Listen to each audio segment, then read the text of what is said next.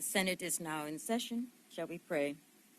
Almighty God, who in your wisdom and goodness has appointed the office of rulers and parliaments for the welfare of society and the just government of men and women, we beseech you to behold with your abundant favor us, your servants, whom you have called to the performance of important trust in these islands. Father, let your blessing descend upon us here assembled, and grant that we may treat and consider all matters that shall come under our deliberation in so just and faithful a manner as to promote your honor and glory, and to advance the peace, prosperity, and welfare of these islands and of those whose interest you have committed to our charge. And this we beg in the name of Jesus Christ. Amen.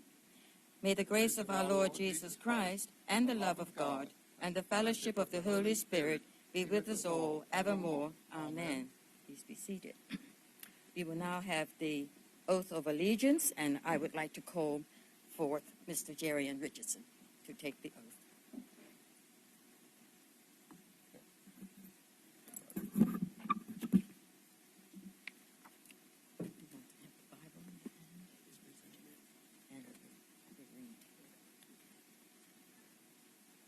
I, Jerian C. Richardson, do swear that I will be faithful and bear true allegiance to Her Majesty Queen Elizabeth II, her heirs and successors, according to the law. So help me God. You will now sign.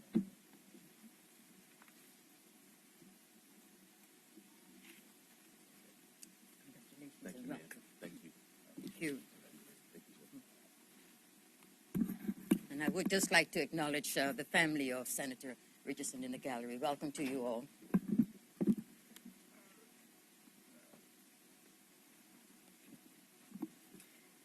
Item number 3, the minutes. Item number 2.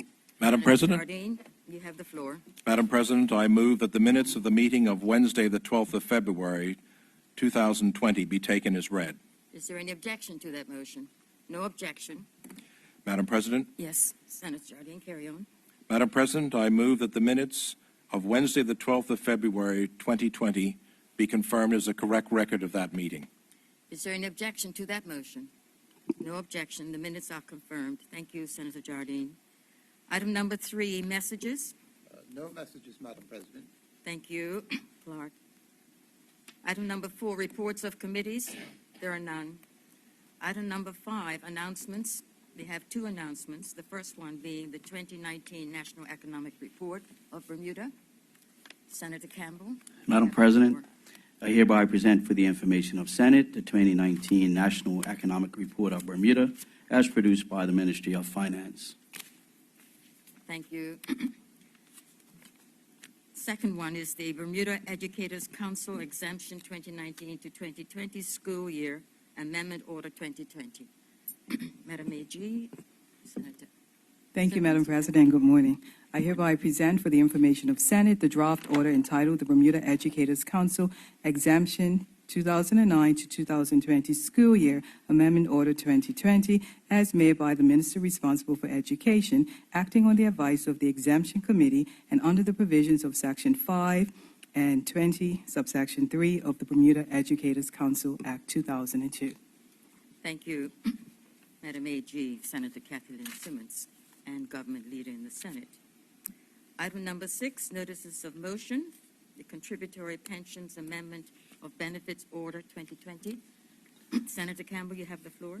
Madam President, I hereby present for the consideration of Senate the draft order entitled the Contributory Pensions Amendment of Benefits Order 2020, proposed to be made by the Minister of Finance under the provisions of Section 37 of the Contributory Pensions Act 1970.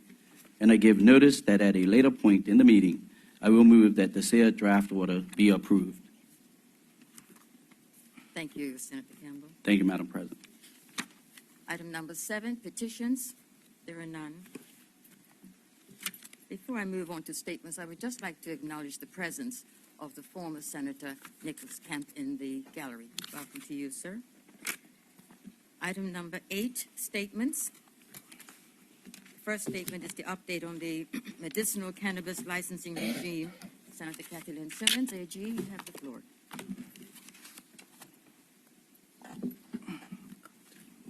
Thank you, Madam President. Madam President, I am pleased to update this Honorable Senate on the advancement of the government's initiative to establish a legislative framework for regulated medicinal cannabis licensing in Bermuda. Madam President, the proposed medicinal cannabis regime was in keeping with the government's promise in the 2018 speech from the throne to advance a regime to permit licensed medical practitioners to prescribe medicinal cannabis to aid in treating pain relief and chronic medical conditions, and to establish a licensing regime to regulate domestic production of medical-grade cannabis products. Madam President, Senators will recall that on December 18, 2019, a consultative draft bill entitled Medicinal Cannabis Act 2019 and corresponding regulations were tabled in the Senate, initiating a public consultation exercise which concluded on January 20, 2020.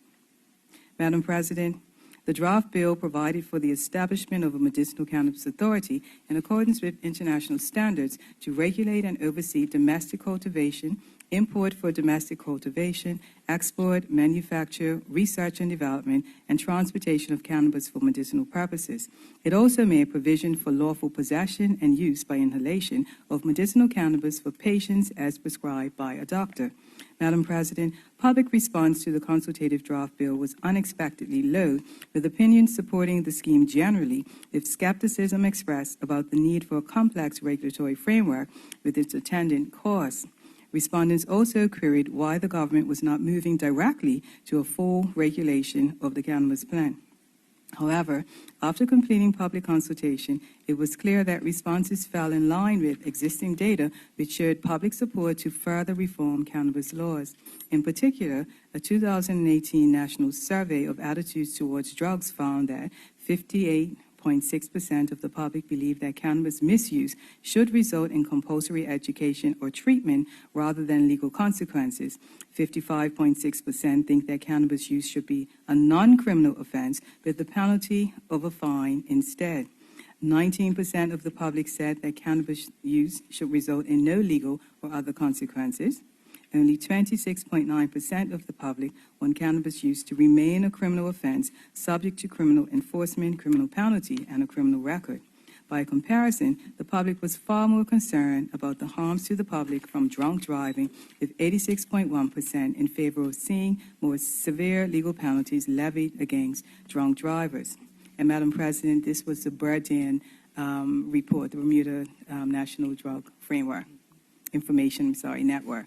Madam President, in addition to the online public consultation process, the Ministry has received a relatively constant flow of expressions of economic interest in the proposed regime, general queries, and offers of technical assistance from persons and organizations both locally and overseas immediately following the initial announcement of the Medicinal Cannabis Initiative and prior to tabling the draft legislation.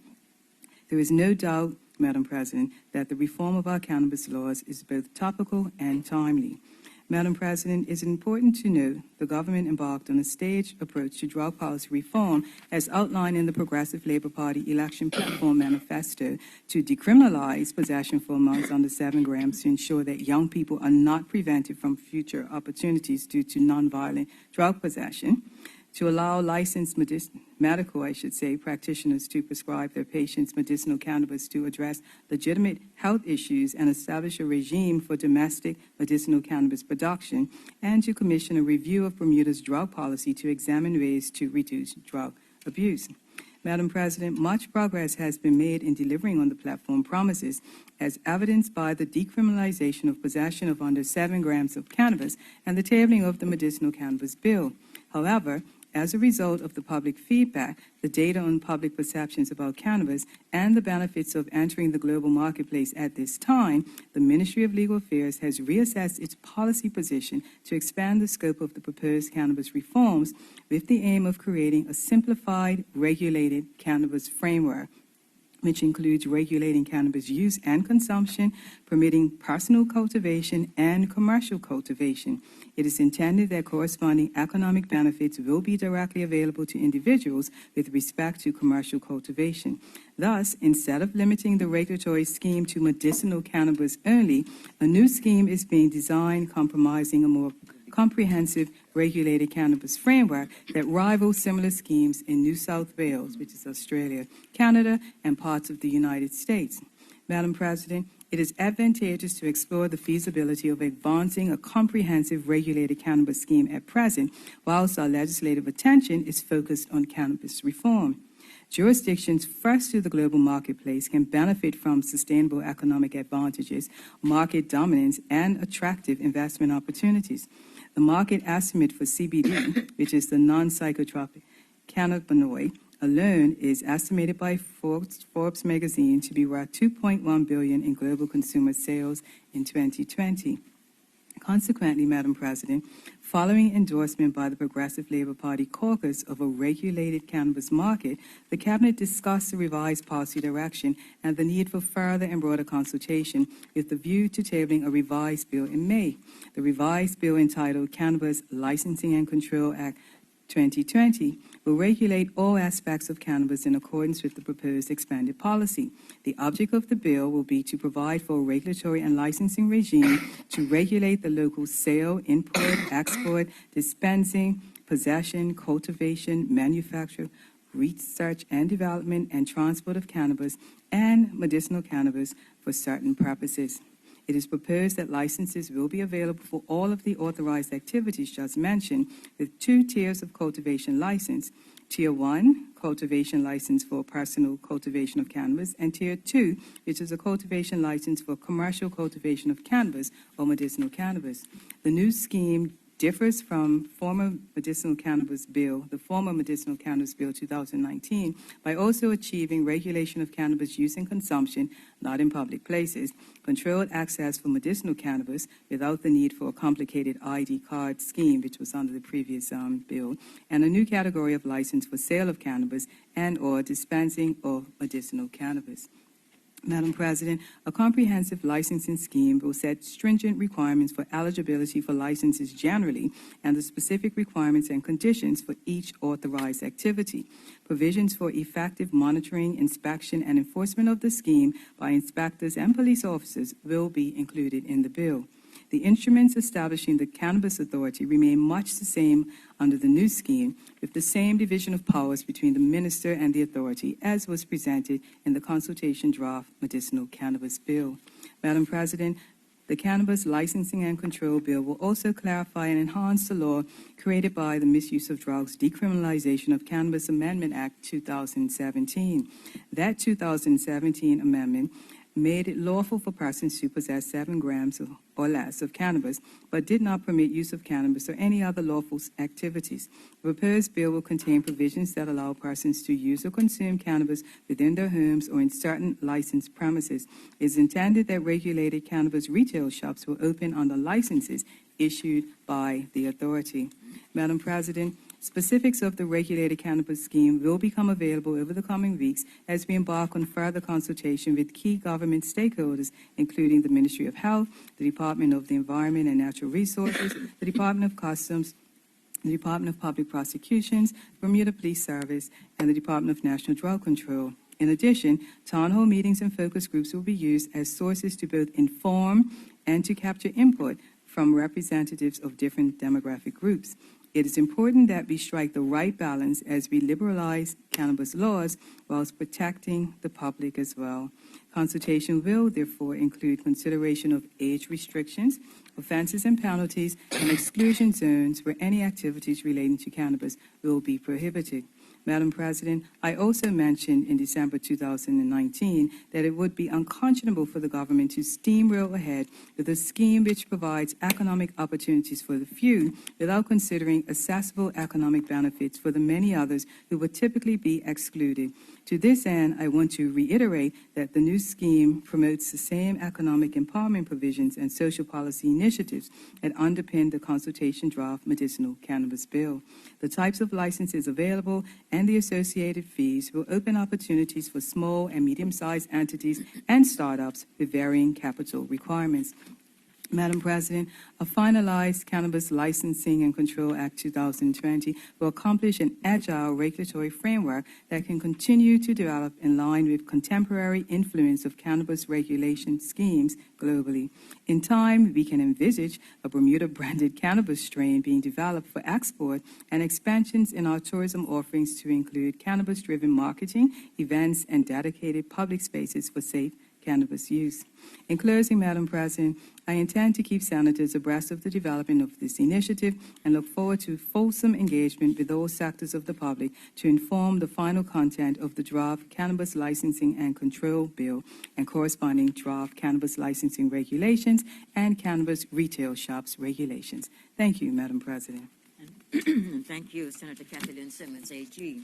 The second, the second statement is Aging Well Committee, and that's with Senator Anthea Simmons Wade. You have the floor.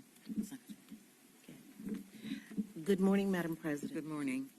Bermuda seniors represent the fastest growing segment of our population and are set to rise by 38% to approximately 12,000 by 2020. An aging population, on the one hand, is viewed as a positive indicator of the availability of health care. On the other hand, it is viewed as problematic in relation to health, welfare, and the provision of services. For effective services to be delivered to older persons, there is a need to move away from the consideration of older persons as a problem and towards consideration of them as a resource in terms of caring for themselves and others. Madam President, according to the United Nations, population aging is poised to become one of the most significant social transformations of the 21st century, with implications for nearly all sectors of society, including labor and financial markets, the demands for goods and services such as housing, transportation, and social protection, as well as family structures and intergenerational ties.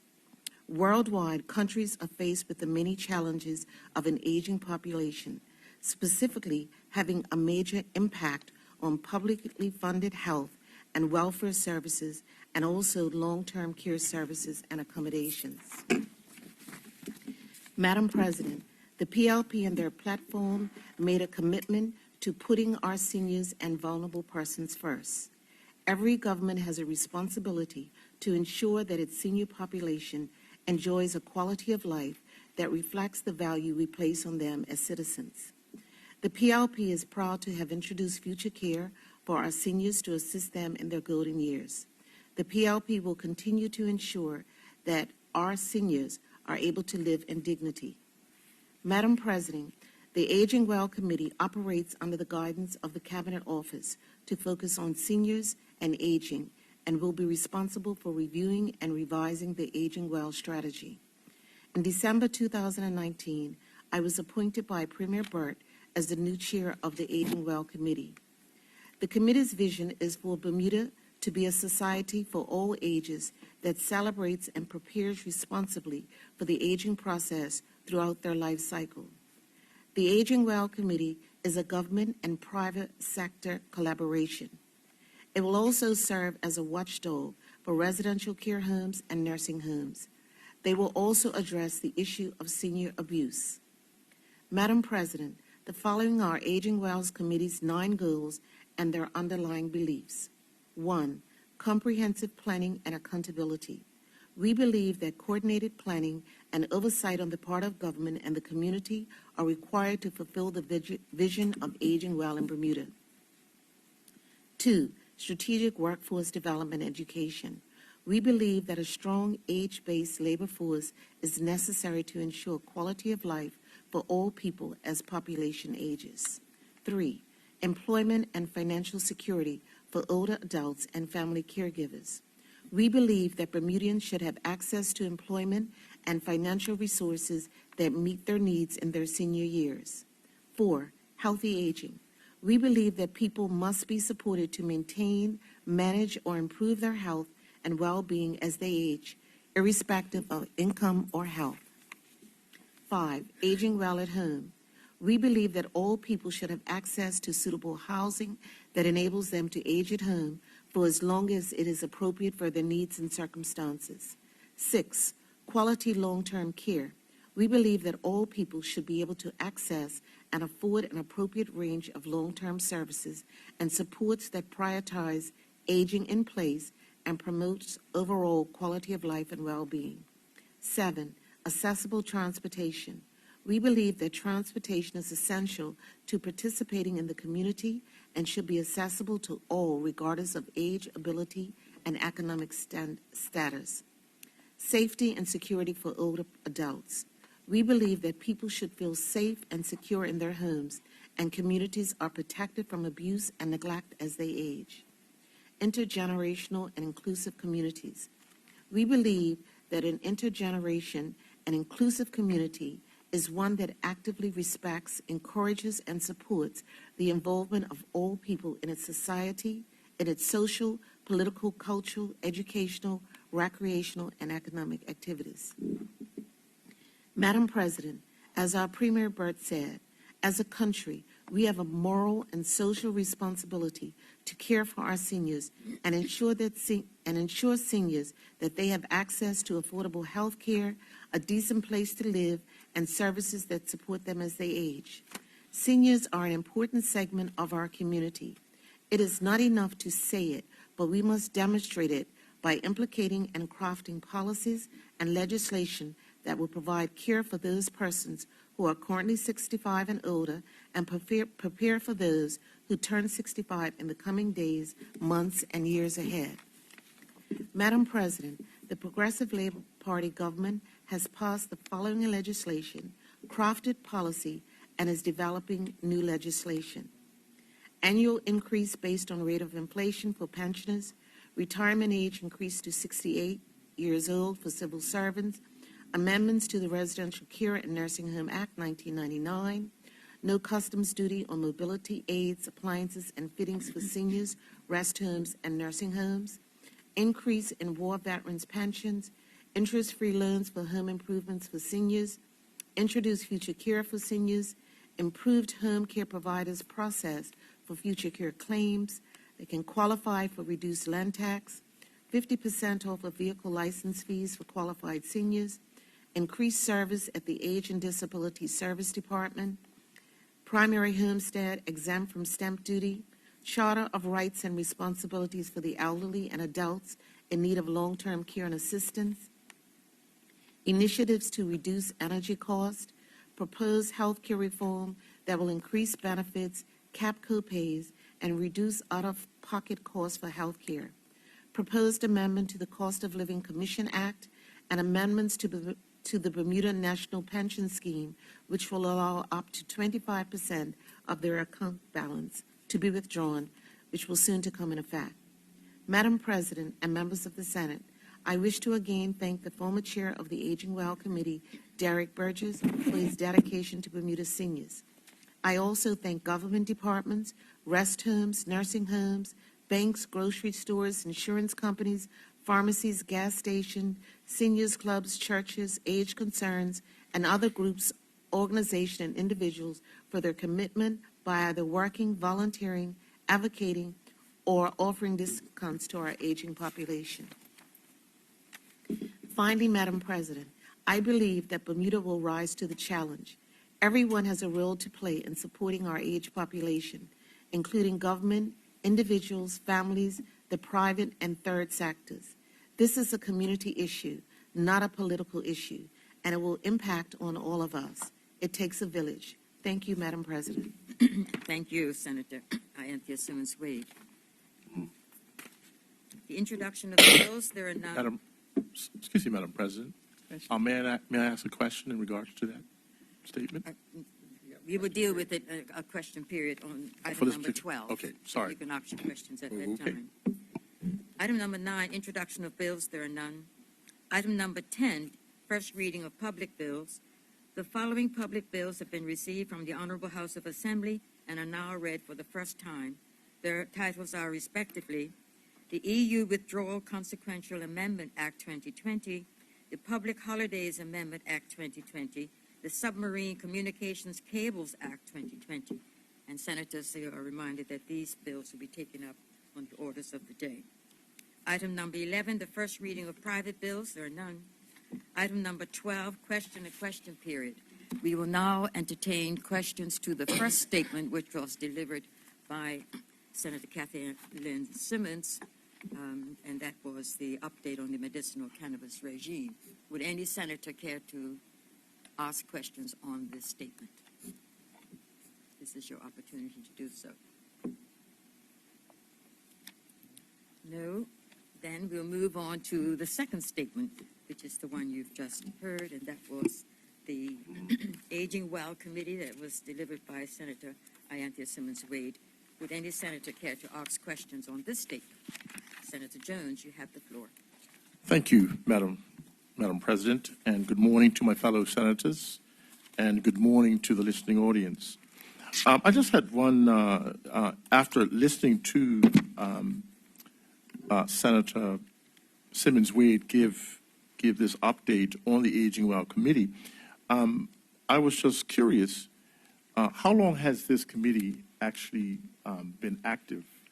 And what is the makeup of this committee? Who are the persons, or what stakeholders within the community is represented by this committee?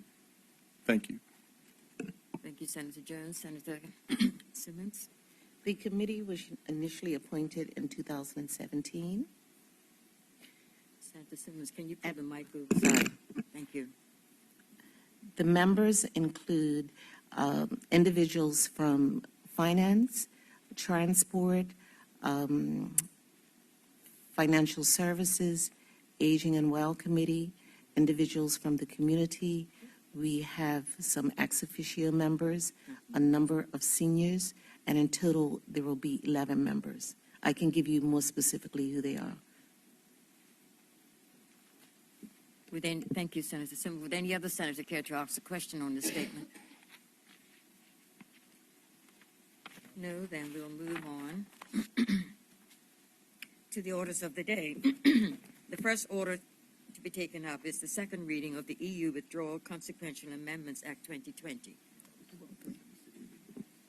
Senators, would you like to? 25. Yep. Thank you, Madam President. I move that the provisions of Standing Order 25 be granted so that the Senate may now proceed with the second reading of the bills, and I'll do all three bills at the same time, entitled the EU Withdrawal Consequential Amendments Act 2020, the Public Holidays Amendment Act 2020, and the Submarine Communications Cables Act 2020. And if I may now proceed with the EU. Is there any objection to that motion? No objection. We will proceed. Thank you, Madam President. Madam President, I move that the bill entitled the EU Withdrawal Consequential Amendments Bill 2020 be now read a second time. Is there any objection to a second reading? No objection. Carry on. Thank you, Madam President. Simmons? Thank you. Madam President, the bill before the Senate is the EU Withdrawal Consequential Amendments Bill 2020. Senators will, of course, be familiar with the recent history of the political determination of the people of the UK to leave the EU, manifested firstly in a referendum in 2016 and subsequently ratified by the convincing electoral majority given to the current UK government in elections held late in 2019. Madam President, this bill seeks to make consequential amendments to a series of provisions in Bermuda's laws as a result of the UK's withdrawal from the EU, which occurred on the 31st of January 2020. Madam President, senators are invited to take note that the UK's Sanctions and Anti-Money Laundering Act 2018 enables the UK to continue to implement United Nations sanctions regimes and to use sanctions to meet national security and foreign policy objectives. The bill before the Senate will allow such sanctions to be given effect to in Bermuda. Additionally, Madam President, the amendments proposed by this bill ensure continuity now that the UK has left the EU in areas of company law and investment business. Senators will be aware that whilst the UK has left the EU, there is currently a transition period during which a number of agreements are being negotiated, particularly on trade and other regulations.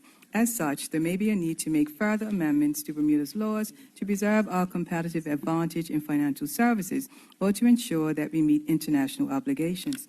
There is a likelihood that agreements may be reached in tranches and that the aggressive timeline set by the Prime Minister for the completion of the negotiations by the end of this year may yield a need for Bermuda and other overseas territories to act quickly and outside of the ordinary legislative calendar.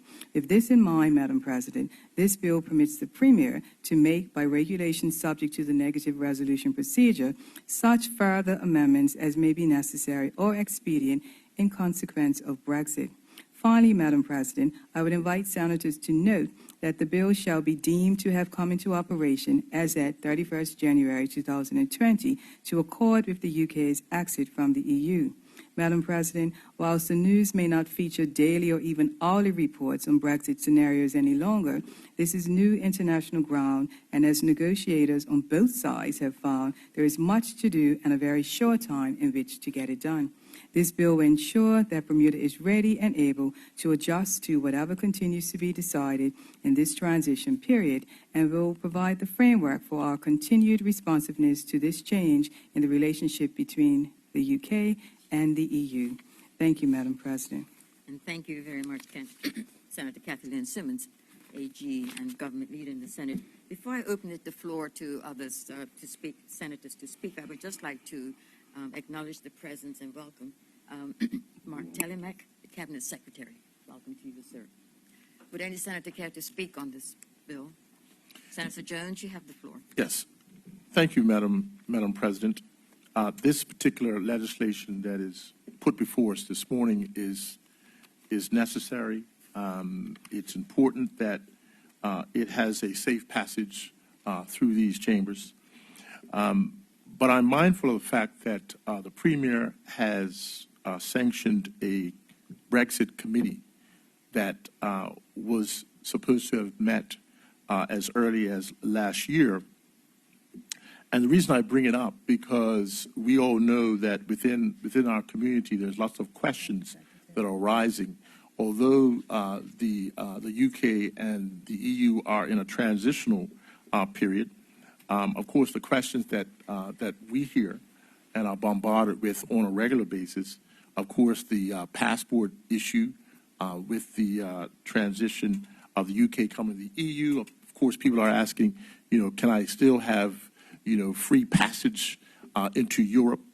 And we know that with the trade agreements that's being negotiated between these two entities, we realize that with tariffs and export and import taxes that are going to be introduced, of course, people are concerned, our prices for goods that we bring in from Europe, are they going to be affected? We also know that with the mass exodus of so many people leaving our shores to go to the UK, we know that there's some of our fellow residents that are looking to make their homes in the greater European continent. And our relationship with the UK as a dependent territory has been very helpful when our residents are looking to consider emigrating to the continent. And of course, the question arises, with the breakup of Brexit, how will we as residents be able to ensure that we have a smooth transition for those that want to emigrate to Europe as well? And then we also know that many of us do business in Europe, and being connected with the UK also affords us, shall we say, a smooth movement in and out of Europe as a dependent territory. So these questions are being bandied about around the community.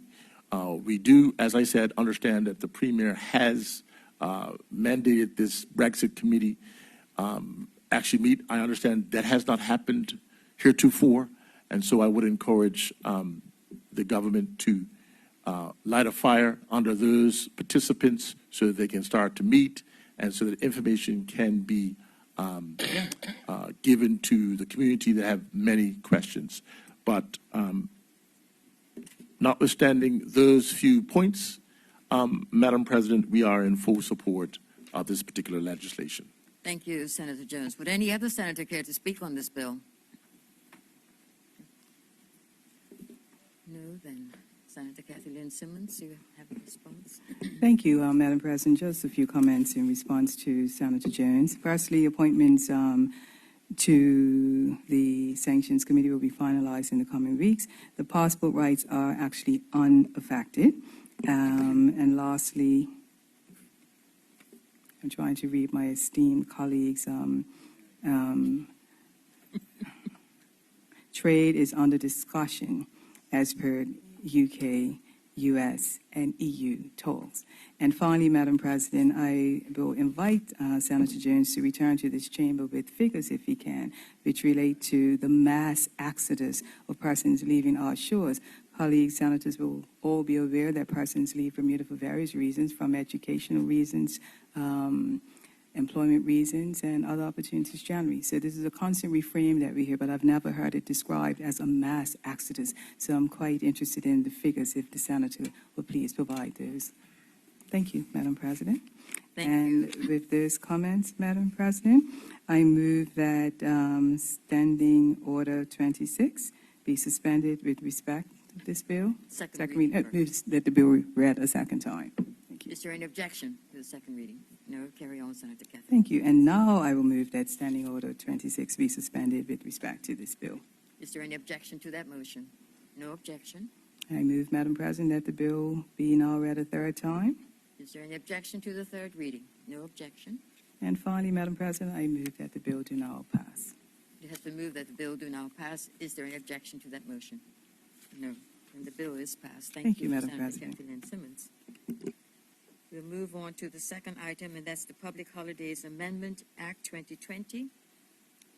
Senator Anthony Richardson, Mr. Bill, you have the floor. Good morning, Madam President, And good morning to you. fellow senators, and to the listening audience. Madam President, I move that the Public Holidays Amendment Act 2020 be now read a second time. Is there any objection to that motion? No objection. Carry on, Senator Richardson. Thank you, Madam President.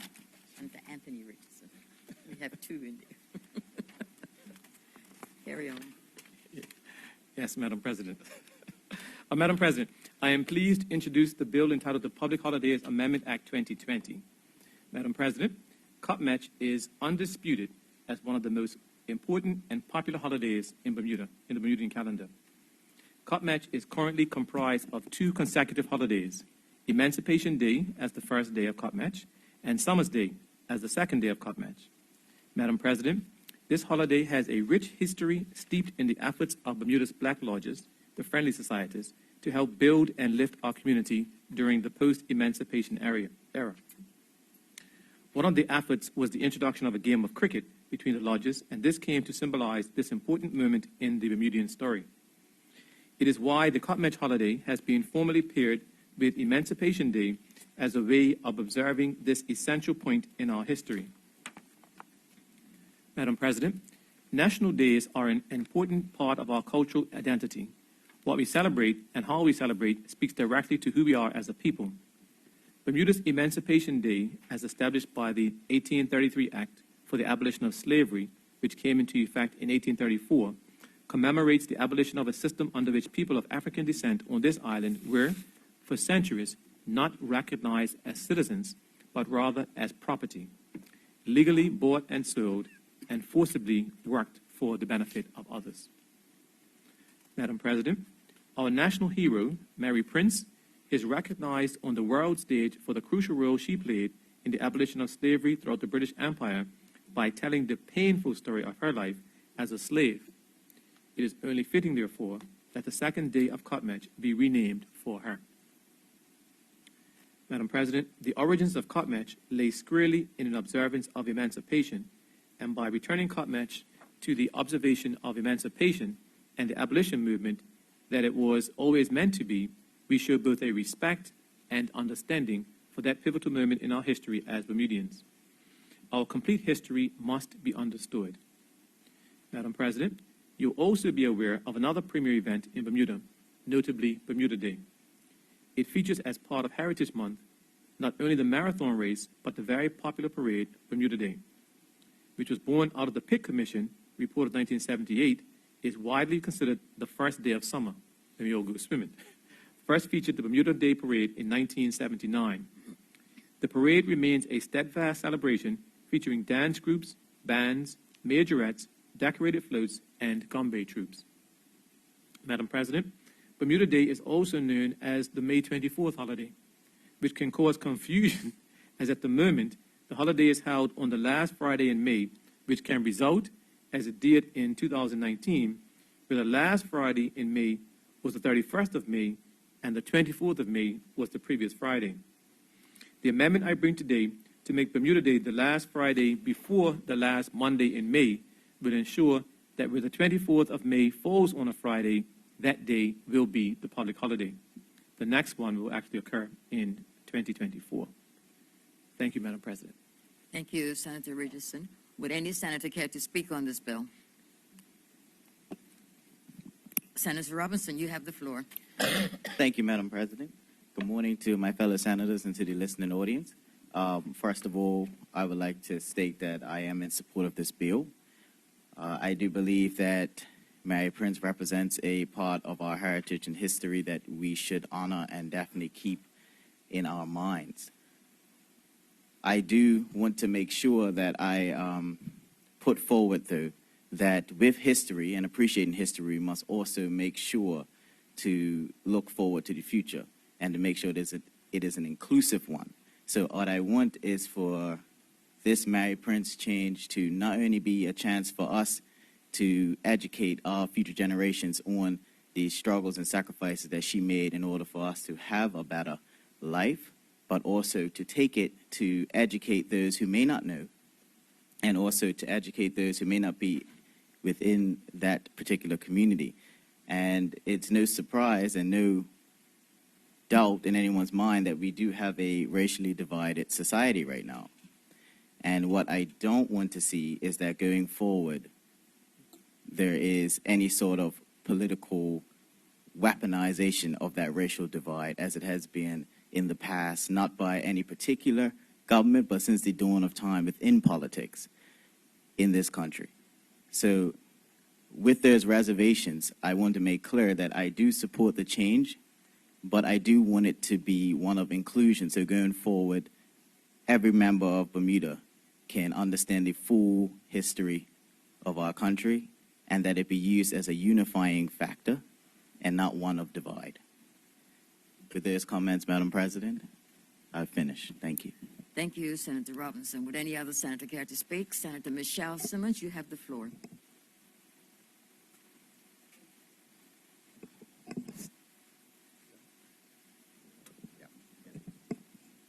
It's on. Thank you, Madam President. Sorry about that.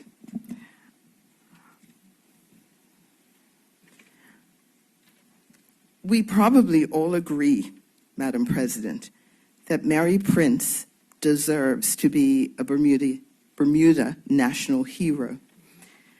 And it is most fitting that she is also celebrated as an international icon. Cup Match has been, or has certainly become over many, many years, the holiday which was established to recognize the abolition of slavery. Now, Mary Prince has been recognized because of her courage, her determination to overcome the conditions into which she was born and lived for many years. And because of her telling of her story to people who are sympathetic, her life story was published, and it resulted in people recognizing the inhumane treatment which people like Mary Prince had been subjected to over many, many years. So she is credited with helping to bring about the abolition of slavery. Cup Match, a holiday associated with the emancipation from slavery. Some researchers may argue that there's no definitive sources which show this direct link between the cricket game, which is played at Cup Match, and which came out of the attempts for the lodges to get together and celebrate the emancipation of slavery. We believe there is a direct correlation, but some researchers will tell you that they can't prove it. One of the interesting things about the debate around this bill has been the fact that If you ask many people what the 2 days of cup match are there for, they can't tell you. Yes, most people will say, oh, it's a holiday to commemorate the emancipation of slaves. But very few people will say to you, oh, we are also celebrating the founding of Bermuda by Sir George Somers. We don't do anything during the cup match period to recognize the discovery of Bermuda in 1609 when the Sea Venture was shipwrecked on our reefs. So in many ways, Summer's Day has been almost disregarded by a large portion of the community. And I'm not so sure that it is the best time for us to be celebrating the discovery of Bermuda. I support this bill because I think it brings a clear focus on a most important change that happened in Bermuda in 1834, and that is the emancipation of slavery. I also believe that here in Bermuda, we need to come together and recognize that our history, whether it's to commemorate slavery or whether it's to commemorate the discovery of Bermuda, should be celebrated by all of us, no matter where we come from, what we look like, what religion we adhere to. All of us should celebrate our Bermudian history, celebrate our Bermudianness. And so, Madam President, with those brief remarks, I will just say once again, I totally support this change in our legislation so that Mary Prince Day becomes incorporated as one of the days that we celebrate at Cup Match. Thank you very much, Madam President. Thank you, Senator Michelle Simmons. Would any other senator care to speak on this bill? Senator Jones, you have the floor. Thank you, Madam President.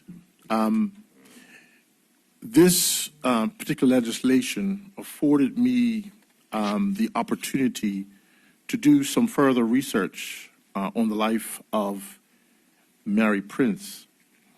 And I am really encouraged that these heroines are being highlighted and promoted in our country.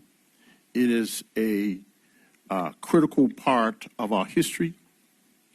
It should be disseminated throughout our schools, and I will say not only in the public schools, which we know it will happen, but I believe it's stories like this that also needs to be taught to those within the private school sector as well, because it's all a part of our history.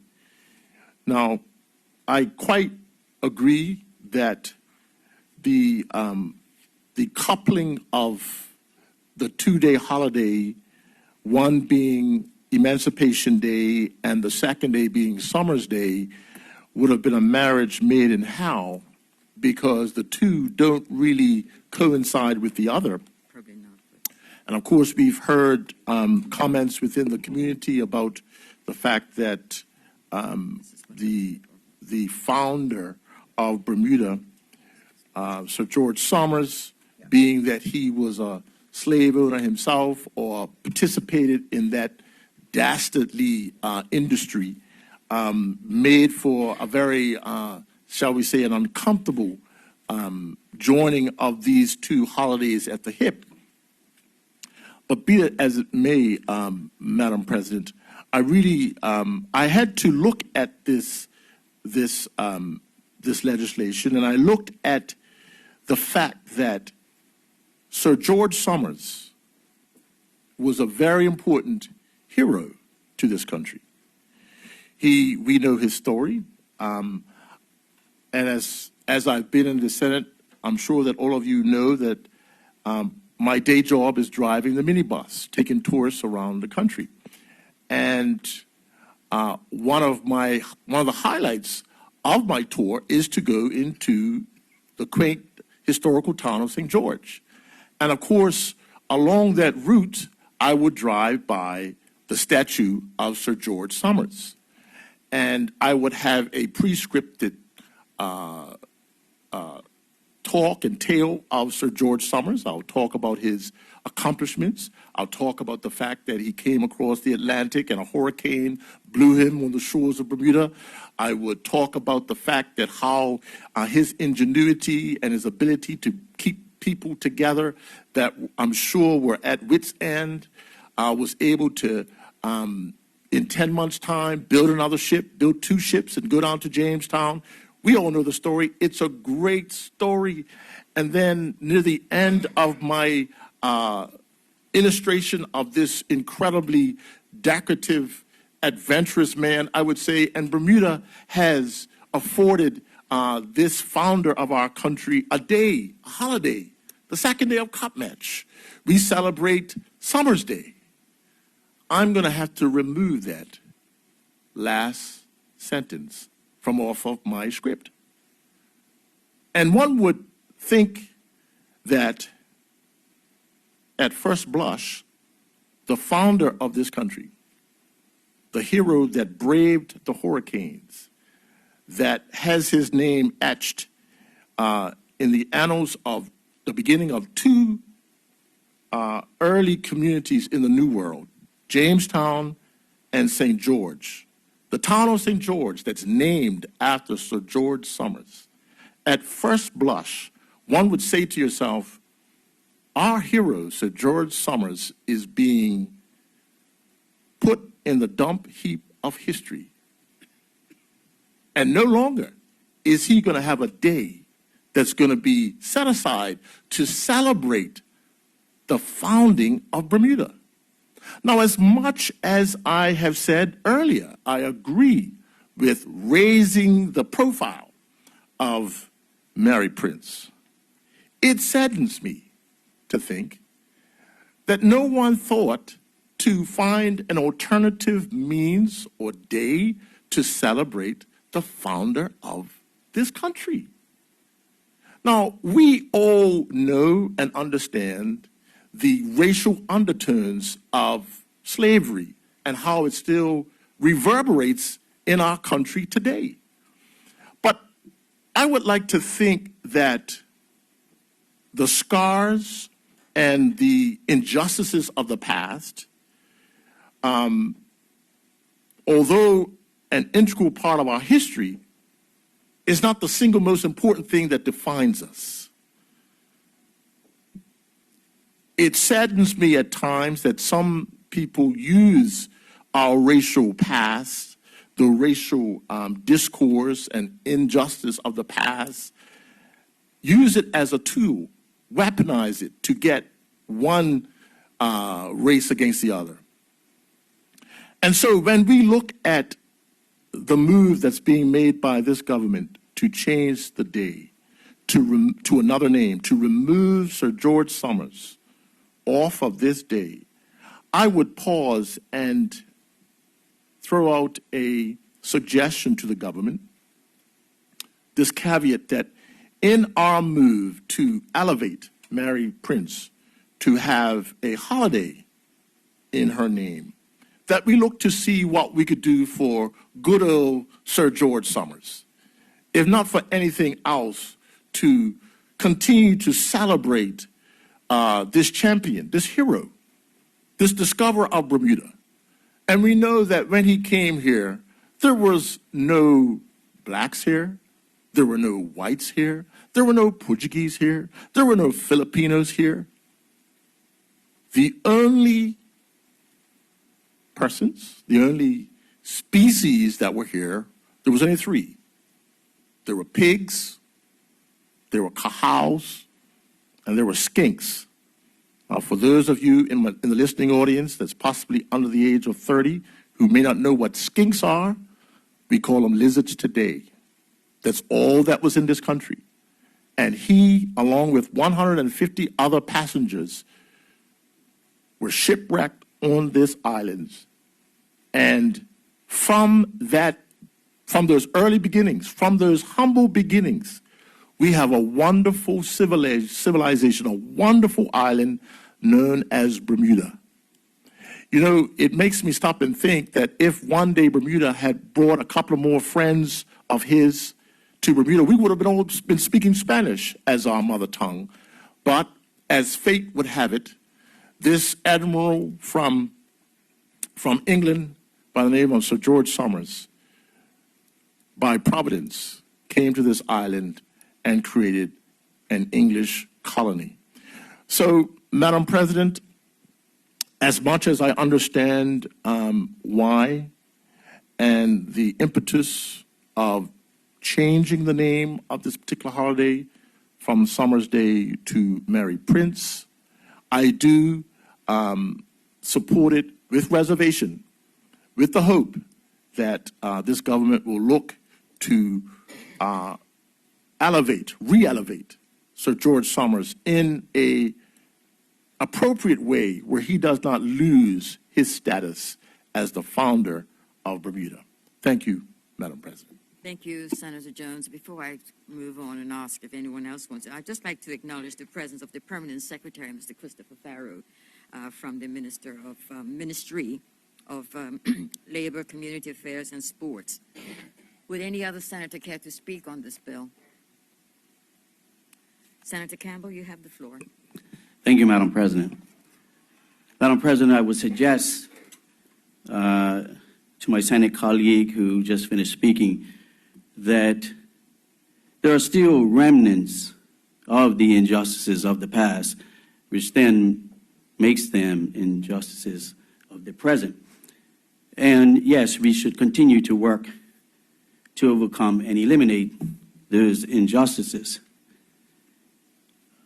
I would also like to join Senator Robinson in that I believe we should use this change in name to educate our people, the change in name to Mary Prince Day, in that the focus should be on overcoming.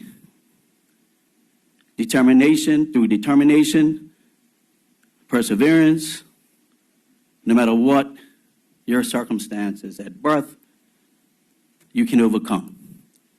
That should be the positive message that we create around this change in the name and the purpose for which we celebrate this holiday.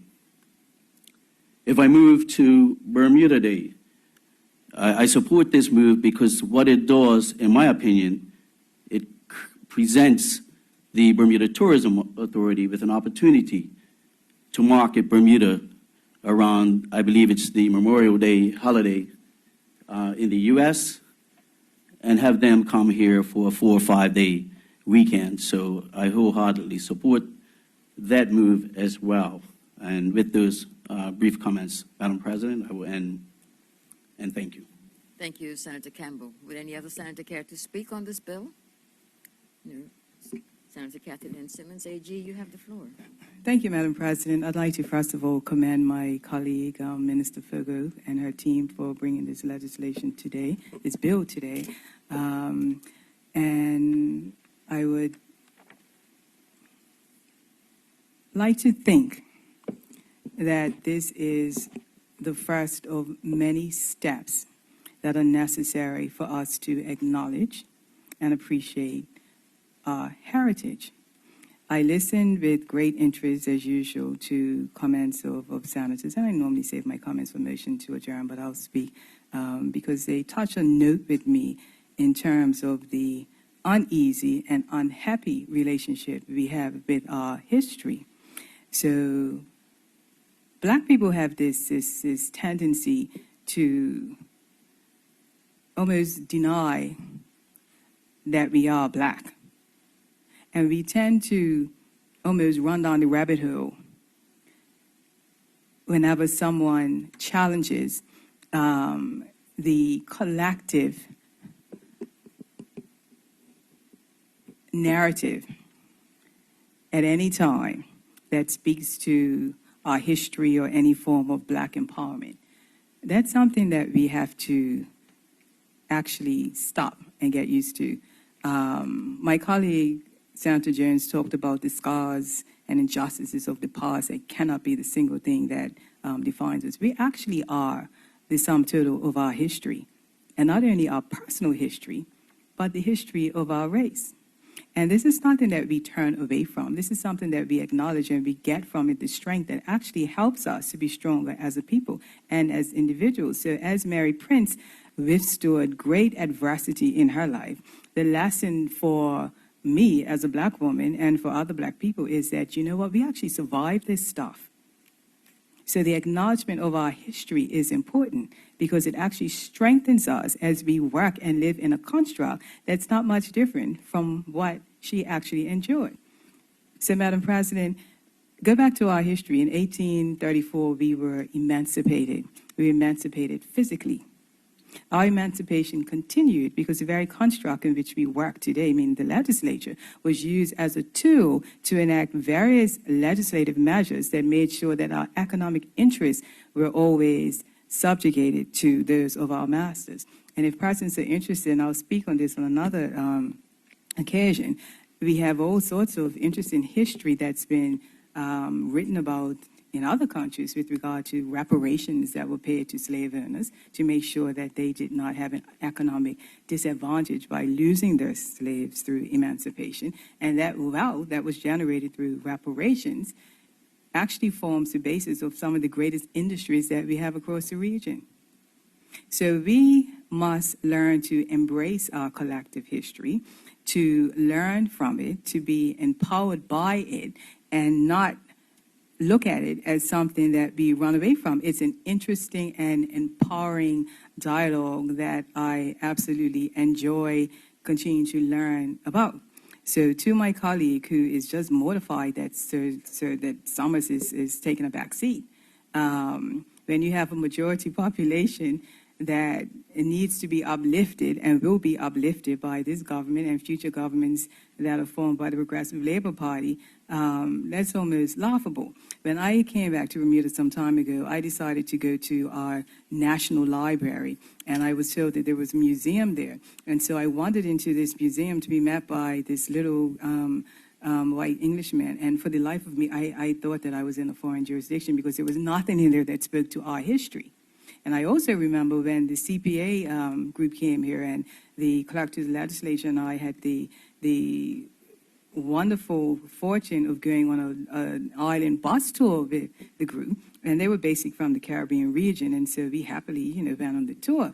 And I was alarmed to hear the narrative by the bus driver, which did not speak in any regard to blacks' presence in this country.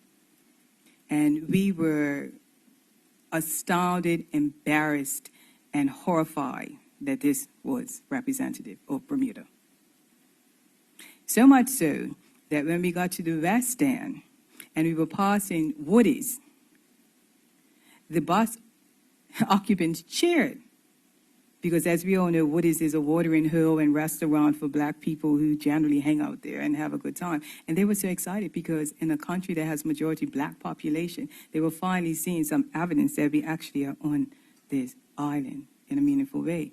And so when we look at ourselves, we have to look at ourselves realistically and not continue to expand the narrative of kumbaya, because we have a collective interest as black and white people to make sure that we live harmoniously in this country. But as black people, there is no good reason for us not to know, embrace, and celebrate our history.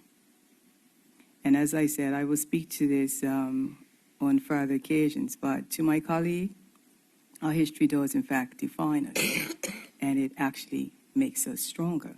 And it's the reason why we sit in this chamber to make sure that the status quo that underpinned those times does not continue. Thank you, Madam President. Thank you, Senator Kathy Lynn Simmons, AG and Government Leader in the Senate. Would any other senator care to speak on this bill? No, then, Senator Richardson. Well, before you do, I'd just like to acknowledge. Have I acknowledged them already? Sorry, I beg your pardon, I did. Madam President, I don't know if any questions were asked by any of the senators, but it was interesting to sit and listen to the various commentary. And to be honest, in these circumstances, sometimes I feel challenged in terms of additional explanation or information. And I did take note that there was two comments or statements almost that talked about Bermuda's racial reality being weaponized. And I take exception to that, to be honest, because you can't weaponize facts. And what happens sometimes, if I speak a truth, you, generically, not you, Madam President, but you generically, may take offense to it, but that is not weaponized if I'm telling the truth. And sometimes we tend to be afraid of what is the truth. And what is most concerning to me, not just today, but as a general commentary, is that Black Bermudians take it upon themselves to defend some of the racial realities that are present in Bermuda and that are in the past. And we can't get away from that. And one quick example I give sometimes is if you transfer ourselves back, let's say maybe 40 years or so, and you happen to be, again generically, but you happen to be a white family, and you were able to buy a house that's located wherever you want in Bermuda, and a Black family of equal standing in terms of maybe a husband and wife and 2 children, whatever the case may be, they were denied that. And then later on, your family, they bought the house, paid it off, and then they gave it to you or passed it on to you when you got a little bit older, meaning that you were able to then have your own family in a house that is free of a mortgage. The Black family I'm referring to did not have that same opportunity, so therefore the family might have rented because they were denied the chance either for a mortgage or just to get the property. That means that the second generation has to now go through the process of either buying a house, paying a rent, or whatever, and that has a significant impact on that family, and we're now into the second generation, and then it carries on because, as you know now, prices are very expensive. And so we cannot get away from sometimes in terms of what is actually true and what continues on based upon what happened in the past. And so that's my challenge sometimes in terms of, like, it's not necessarily for here in this current forum, but given the context and some of the comments that were made earlier, I felt it appropriate to say so. And there was the comment, and I know it wasn't, there was the comment, or no, I'll just make this statement here that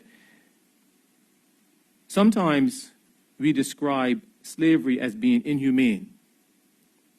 And what I want to say to that is that it is so far from human that the inhumane and slavery don't belong in my mind in the same paragraph, let alone the same sentence, in terms of its severity. And it should never be taken from any of us in terms of trying to downplay the true impacts of what has happened in Bermuda, because it still does obtain. And what is amazing is that there are still persons, groups, families, entities that can exercise power to disallow some persons to become part of Bermuda's economic success. And in a significant way, that will speak to finances. Generally speaking, if you want to start a business, it's not as easy as you may think to get the necessary capital and those sorts of things. And so, again, that is definitely real. What I want to do is also say that the opportunity to be a junior minister is, in my mind, unique because you get a chance to speak to the minister and the permanent secretary, and I do acknowledge certainly Chris Farrow, who is here, and Minister Fogo, because we had a conversation about this, and it did, because I was asking for explanation, and it was good for me to know that clearly we recognize the need to change Sir George Thomas. But even in that context, it was that Bermuda's history, the reality is Sir George Thomas played a part in the founding of Bermuda. And so it's not a question of ignoring him per se, but it was really more of an emphasis of saying that to have him associated, or his name associated with emancipation, that was what's inappropriate. And so therefore, it had to be separated. Mary Prince comes in, and then there will be, I assume, a different opportunity to at least acknowledge or recognize that he did form part of Bermuda's history, because we can't ignore that. You know, it is what it is, as I said earlier. And so that was, again, a very, very interesting conversation. And I do, again, commend the Permanent Secretary, because he helped to put in context what we were doing in terms of this legislation. And so to refer to Sir George Thomas as the good old, as it were, I think it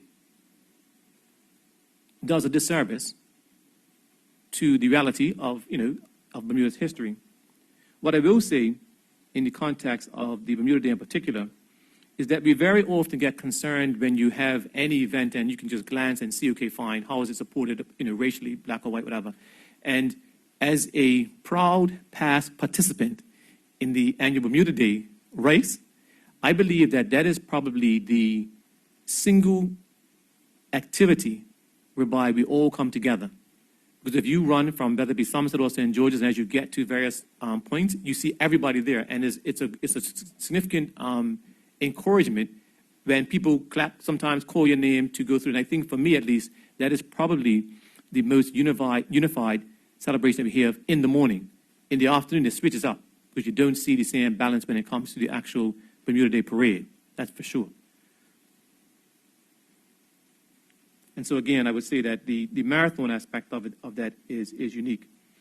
And the last comment, two more comments I'll make, Madam President, is that I do certainly support the fact that this should be more than just changing the name of a day, and instead emphasizing education in the sense of, what is this all about? What does it mean to be legally allowed to intermingle and intermix? But where we are now socially, where are we academically, where are we politically, all those things, that's what we need to really understand. And what are we doing as a collective, really, to better and to advance ourselves? Because that's going to be very, very important, as opposed to it being a day where we simply spend a whole pile of money and dress up. And it's got to be more than that. And I would hope that all of us take the time to better explain, especially to our younger children, what this is about, so they have a better appreciation for it and have a better understanding. And I'll also say this, Madam President, that I had occasion to go to the BTA website about a month or so ago, maybe 2 months ago now, and I was actually surprised that the what I want to call the official Bermuda tourism aids do not reflect our population. And I've made this comment elsewhere, and I continue to look for there to be a change even in our national advertising that better reflects our population, so that me as a visitor, I should see a representation of our population in our national ads. I think it is reprehensible, to be honest, that that does not currently occur. So, Madam President, with those comments, I will now move that the bill entitled the Public Holidays Amendment Act 2020 be read a second time. Is there any objection to that motion? No objection. Carry on, Senator Richardson. Madam President, I now move that Standing Order 26 be suspended in respect of the bill. Is there any objection to that motion? No objection. Madam President, I now move that the Public Holidays Amendment Act 2020 be read for a third time. Is there any objection to the third reading? No objection. Madam President, I now move that the bill do pass. It has been moved that the bill entitled the Public Holidays Amendment Act 2020 do now pass. Is there any objection to that motion? No objection. The bill is passed. Thank you, Senator Richardson, and all senators who contributed. Item number 3, the second reading of the Submarine Communications Cable Act 2020. Senator Richardson. Thank you, Madam. Floor. Thank you, Madam President. I now move that the bill entitled the Submarine Communications Cables Act 2020 be now read a second time. Yes, I beg your pardon, Senator Richardson. Carry on. Thank you, Madam President. Madam President, today I introduce for the second reading the bill entitled the Submarine Communications Cables Act 2020. This bill seeks to provide for the protection of submarine communications cables and establish a submarine communications cable industry for Bermuda by way of a submarine communications cable permit and licensing regime. Madam President, honorable members will remember the statement by the Minister of Home Affairs on September 27th, in which he introduced this new and innovative legislation that will provide a strong regulatory framework to introduce this potentially valuable sector to the island. This initiative is in keeping with the government's pledge for Bermuda to become a technological hub of the future, attracting those within the submarine cable industry to use Bermuda as a transit location that would generate an additional revenue stream for Bermuda's economy and ensure existing and new local cables were protected and secure. Further, the legislation identifies specific timelines to ensure efficient processing of applications by the regulatory authority. This provides certainty and stability to the industry, further making Bermuda an attractive location. Madam President, I remind honorable members that the submarine cables are essential to the world's economies and are a vital component of a country's national infrastructure, linking one country to one or several others. More than 99% of the world's global communications is carried on submarine cable networks, and those networks have increased due to the exponential growth of the data. The world is indeed changing, and many governments have declared subsea cables strategic national assets and critical infrastructure. Madam President, lending and operating significant systems in some jurisdictions has become increasingly difficult and lacks a single owner, regulator, and point of reference. Countries that have a shorter and more certain time frames for the permitting process are being sought and are becoming much more attractive. To this end, this Act provides for a shorter permitting process using the one-stop shopping approach and deadlines prescribed in legislation. This will enable Bermuda to establish itself as a lending hub for transatlantic submarine cables carrying internet and telecommunications. There are three such hubs in the Pacific Ocean, in Hawaii, Guam, and Fiji, but there are none in the Atlantic. If Bermuda succeeds in becoming the Atlantic's first, the benefits and opportunities could range from attracting submarine cable operators' head offices to the island, to captive insurance for submarine cable operators, and creating an additional revenue stream for the economy. In addition, companies with intellectual property rights will be better able to demonstrate economic substance in Bermuda, while operators lending cables will be able to achieve network diversity and divert some telecoms traffic away from certain jurisdictions if required for privacy or data sovereignty reasons. Madam President, there are more than 20 submarine cables that cross the Atlantic from Americas to Europe and Africa, and others that link North and South America and the Caribbean. 3 cable systems land in Bermuda, namely GlobeNet, Challenger, and Gemini. Many other transatlantic cables transit around the island but do not land here. Efforts are being made to attract them to Bermuda and to promote the island as a technology cable corridor. Madam President, at this juncture, I would like to provide a brief outline of what this legislation is intended to accomplish. The bill provides for the following.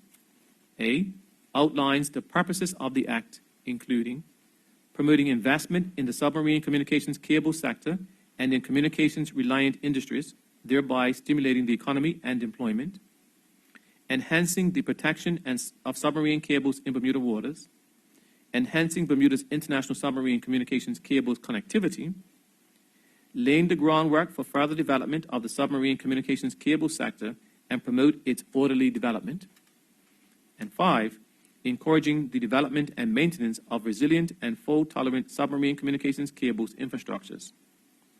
B, it defines the functions of the minister and regulatory authority. And C, it identifies the protection zones and provides for regulations relating to the prohibited and restricted activities within the zones and the offenses and penalties if one engages in such activities within the zones. D, provides for the applications and conditions for 1, permits to install submarine cables, and 2, licenses to operate submarine cables. E, it defines the parameters for compensation for damage to property or where it is necessary to acquire property. F, provides the protection zone map and coordinates. G, lists the prohibited and restricted activities. And H, provides for consequential amendments to the Marine Board Act 1962, the Public Lands Act 1984, and the Regulatory Authority Act 2011. Madam President, this legislation clearly highlights that Bermuda has adopted the global best practice with a cable protection zone that protects cables that land here, streamlines the licensing process, protects Bermuda's natural marine environment and heritage, and provides certainty of process for those cables looking to land with a 60-day approval deadline. Madam President, the Submarine Cable Protection Zone is an important step in the marketing of Bermuda in the submarine cable space. A submarine cable protection zone represents industry best practice and demonstrates that we are working on policy and planning to support and promote the industry objectives. A protection zone affords protection and certainty. Both are very important in the choice for locating and operating a system. In jurisdictions that do not have a submarine cable protected zone, it is difficult to get permission to land a cable because the carrier must navigate a range of agencies to seek various environmental and financial assessments. It is important to note that the protection area designated by the bill already contains 3 submarine cable systems mentioned earlier. They are GlobeNet, Gemini, and Challenger. The key for international business cables is certainty of process and ease of access. The proposed act provides this. Madam President, from this platform, we will be able to use this legislation to promote landing submarine cables into Bermuda. Large technology companies are currently building submarine cable systems that go past but do not connect into Bermuda. We are hoping to highlight to these companies the opportunity to do a branching unit from those planned systems into Bermuda, creating economic substance with significant infrastructure and thus supporting any intellectual property company assets that are located in Bermuda. Madam President, the proposed submarine cables protection zone has been designed to provide sufficient space for Bermuda's future needs, meeting the standards of the submarine cable industry while minimizing disruption to marine users and considering key environmental factors. The shape of the zone, which bears resemblance to a manta ray, has been developed as a result of a best practice desktop survey carried out by the internationally recognized company in this field, EGS Survey, who were commissioned by the Bermuda Business Development Agency. EGS Survey specializes in providing global specialist multidisciplinary marine survey support to the gas, telecommunications, energy and renewables, and marine infrastructure market sectors. As part of the desktop survey, input was sought from major stakeholders of the marine environment, including the Department of Environment and Natural Resources, Marine Imports, Energy, Planning, as well as the Estates section of the Ministry of Public Works. Comment was also sought from the Marine Resources Board, Commercial Fisheries Council, Historic Wrecks Authority, the Ports Authority, as well as dive boat operators. This comprehensive report looked at all of the factors required to develop a submarine cable sector, most notably Bermuda's geology, existing and potential landing sites, hazards and restrictions, and cable engineering. It also addressed challenges a cable protection area would have on Bermuda's ecology, benthic habitat, protected species, as well as the commercial fishery and diving sectors. The result is a single area that incorporates all the existing deep-water submarine cable routes and which is designed to have as minimal impact on current and future uses of the area while allowing sufficient scope for the development of the marine cable sector to the best industry standards. Madam President, protection of the submarine cables is paramount, and it will be necessary to prohibit and restrict some uses within the cable protection zone. While boats will still be able to transit freely, it will be necessary to prohibit dredging, scuttling vessels, use of explosives, towing nets, ropes of other equipment capable of contacting the seabed. Restricted uses include certain anchoring and fishing with a demersal drop line where the breaking strength of the line used would damage a cable, that being a breaking strain of 850 kilograms. Similarly, research of the area is still permitted, but must use a tethered remote operated vessel, ROV, with a breaking strain less than 850 kilograms. Harvesting of the benthos must be by hand and or by ROV. As the majority of the use restrictions fall towards the resource management, particularly fisheries, a practical enforcement strategy has been devised that utilizes existing capacity and expertise to best manage activities in the cable protection zone. Under the Fisheries Act 1972, fisheries inspectors, including fisheries wardens, marine police, and the newly formed Coast Guard, with assistance from the Maritime Operations Center, will provide the enforcement oversight for the zone. An educational strategy will be developed to ensure that user groups such as the dive shops, boaters, and fishermen are aware of both the physical area and the new restrictions placed in the area for not only the protection of the cables, but also the safety of those users. Madam President, I must recognize the work of the Bermuda Business Development Agency in this area. The BDA has been focused on promoting Bermuda as an Atlantic digital hub for interconnection of cables.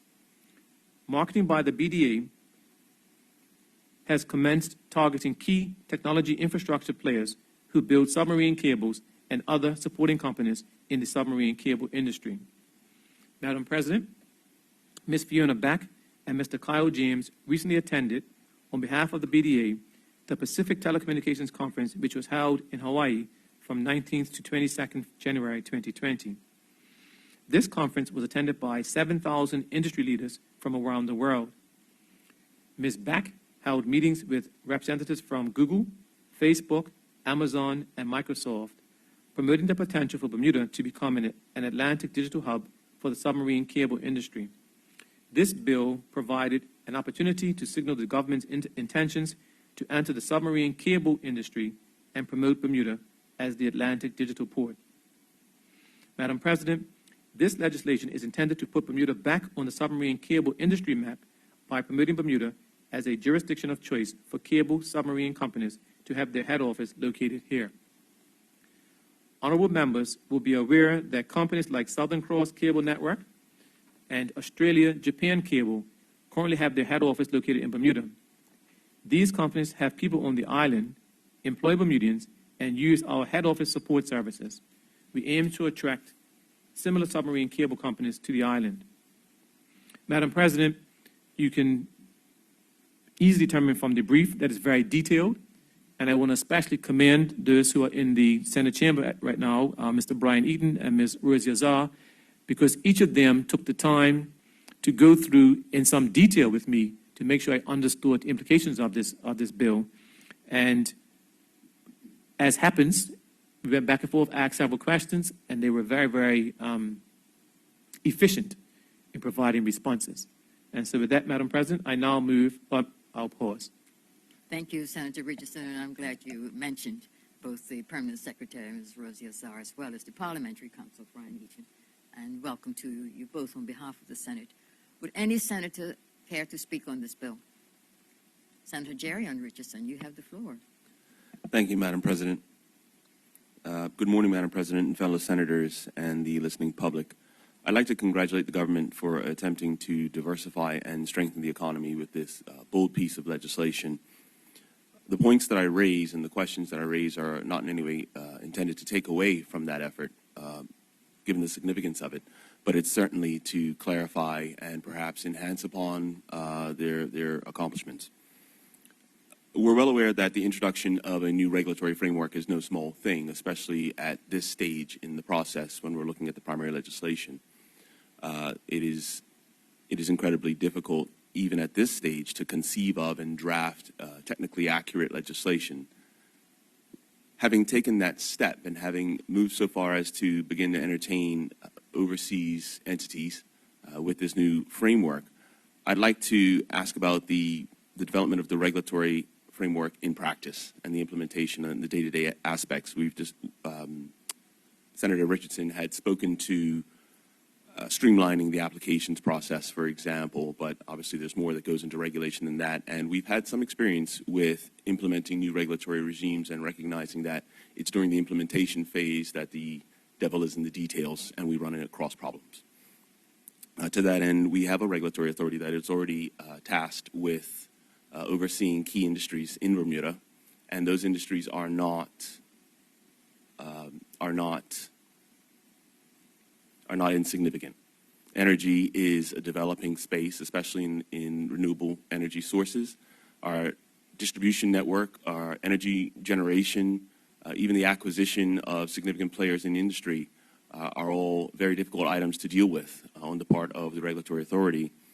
Equally, we see in the telecommunications space the introduction of well-capitalized overseas entities, and we've even seen cases where the authority has its decisions and methodologies being questioned by these regulated entities. So it is no small thing to take on something like this. To that end, obviously, energy has its own skill sets, expertise, and the RA is equipped for that. Telecommunications is the exact same way. We are equipped for that. When we look at submarine cables, I'm not sure I'm seeing the similarities in technical capacities and skill sets. So to that end, my question and the point that I'm raising is, are we prepared in Bermuda to undertake this activity in a very day-to-day and practical manner? Not so much the idea. The idea is good. And again, we should commend those who have worked in this space already. The question is, moving past this stage, what does it look like on a day-to-day basis? Thank you. Thank you, Senator Jerry Ann Richardson. Would any other senator care to speak? Senator Jardine, you have the floor. Thank you, Madam President. First of all, I'd like to thank Senator Richardson for a very interesting brief. Obviously, when you read pieces of legislation, sometimes it can get very complex and a bit dry, and it was interesting to get more information, more, should we say, meat on the bone as to what government has been doing. And I think I'm certainly in favor of this legislation, more particularly because, again, it adds hopefully another, should we say, string to the bow in terms of creating jobs here in Bermuda. And I was particularly interested to hear about the fact that government has met with representatives from such companies as Google and other large companies, where I think there are some real possibilities for Bermuda going forward, particularly in the area of our economic substance legislation, which I think is second to none, and which other countries are making inroads in their own jurisdictions. So I was particularly pleased to hear those meetings taking place, and I would certainly encourage more meetings of that sort and follow-up, and hopefully it will result in additional work here in Bermuda. So I'm very supportive of this legislation, Madam President, and I encourage government to look for more opportunities of this nature to involve some of the larger corporations around the world to set up head offices here and to have more substance in Bermuda. Thank you very much, Madam President. Thank you, Senator Jardine. Would any other senator care to speak on this bill? No, then Senator Richardson, Anthony Richardson. Thank you, Madam President. I want to, take this opportunity to congratulate the new Senator Richardson. We note that we have the similar last name. I'm not sure if there's any familial relationship. So that's, the old school says, I'll find out who his daddy was or his granny or somebody and figure out, are we related? But that'll be after the fact. But I won't go any further. But anyway, the general comments in terms of, is the regulatory authority efficient and have the technical expertise and all those things, I think that's, as he said, the devil in the detail. And sometimes we get distracted, to be honest, by the detail. I think the bigger point, to be honest, is that, again, in discussions and having my own debrief, it was to understand that this is actually the equivalent of, like, we're used to the term international business, in that I can have a business, insurance company, for example, that I actually operated from Bermuda, but I do not participate in the local insurance industry in terms of providing, insurance to local residents. And so I coined the term, when we were doing this, that this legislation actually represents an international business component for telecommunications. so that these potential firms will not participate in the local telecoms industry, except if they get a separate license, but instead it impacts what they're doing internationally. And very interesting to understand that data does attract legislation depending upon where it lands. And so if, for example, right now I have a cable that lands in the U.S., I'll be subject to U.S. regulation. And the opportunity for this is that I can reroute some of my data to Bermuda, for example, and Bermuda, I think we understand and accept, has an excellent reputation for a user-informed regulatory environment, in that there is normally lots of consultation with industry before things take place. And this is an example of that. And so in terms of detailed technical expertise, the regulatory authority will be charged with getting that if necessary.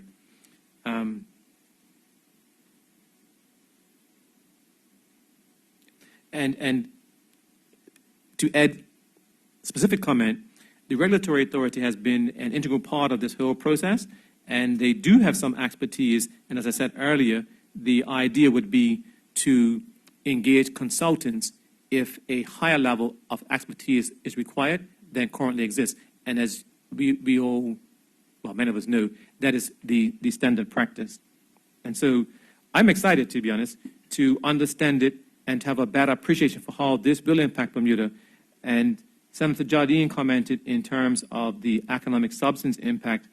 And I think as we go forward, we all need to appreciate that the beauty, if you will, or the advantage of economic substance is Anthony in the past might have had a company which just has a lawyer representative, that's it. And now I'm required to demonstrate physical presence for what I'm doing. And this is, again, one of those opportunities, because if an international carrier decides to have a cable land in Bermuda, they will then hopefully have a head office here, and they'd employ specialist persons.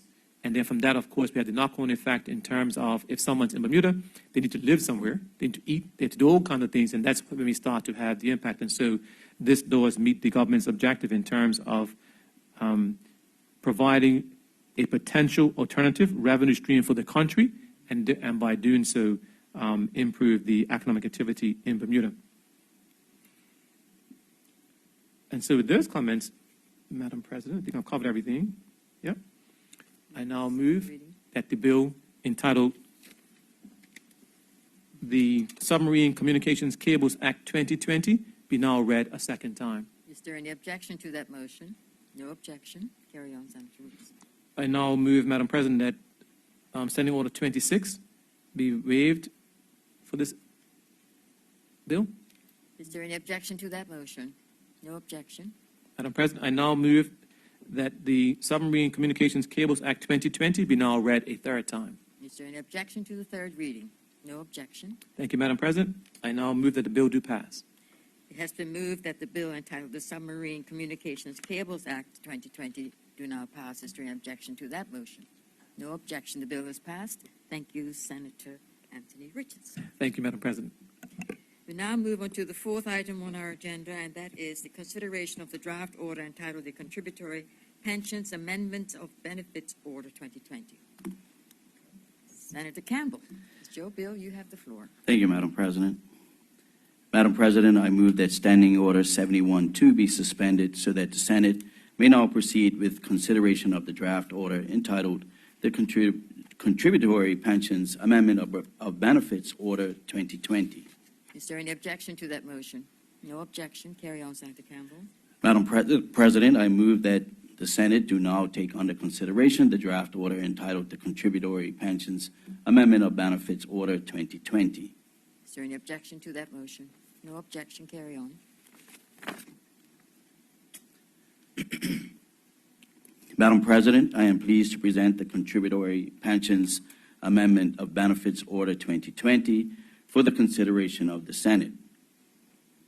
Madam President, you will recall that in the government's 2017 election platform, it was declared that this government will put our seniors first and institute annual cost of living increases for social insurance pensions that will be linked to the rate of inflation to help lessen the hardships that too many of our seniors now endure.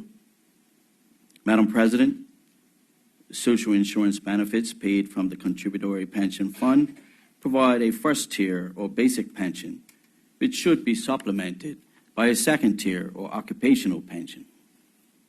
These benefits provide an important base retirement income, and currently the maximum pension paid under the Contributory Pension Fund is around 28% of the median annual gross earnings for Bermudians, as indicated in the Bermuda Job Market Employment Brief produced by the Department of Statistics.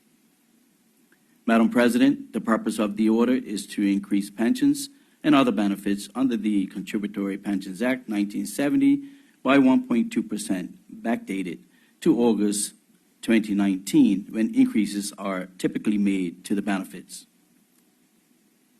The 1.2% increase in benefits would represent an additional cost of $2.1 million per year to the fund, with the retroactive pay costing $1,224,471. The Contributory Pension Fund, in principle, relies on current contributors or workers paying for current pensioners, and for the most part, is a pay-as-you-go finance plan. However, the policy of increasing contribution rates by 2.5% above the rate of pension increases has allowed a significant level of fund to build up, and thus the plan is partially funded, which provides further security of benefits. Under Section 37 of the Contributory Pensions Act 1970, the Minister of Finance has the power to make an order to revise the rates of contributions and benefits of the Contributory Pension Fund. Madam President, there are 7 types of benefits payable under the Contributory Pensions Act 1970. All of the pensions and allowances will be increased by 1.2%.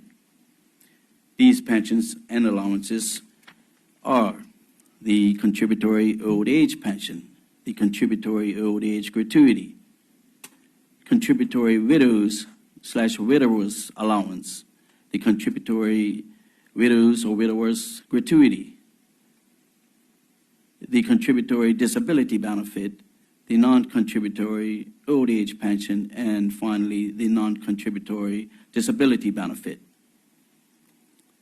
Madam President, the basic contributory pension is $1,064.37 per month. The maximum contributory pension currently payable, which includes additional increments, is approximately $1,545.63 per month.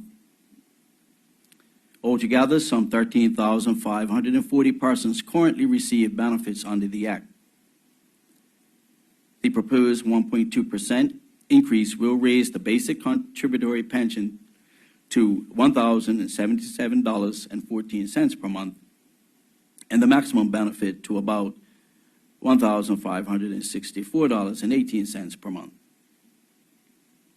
Madam President, the 1.2% increase marks the 13th pension increase that the Progressive Labor Party government has put through in its time in the government.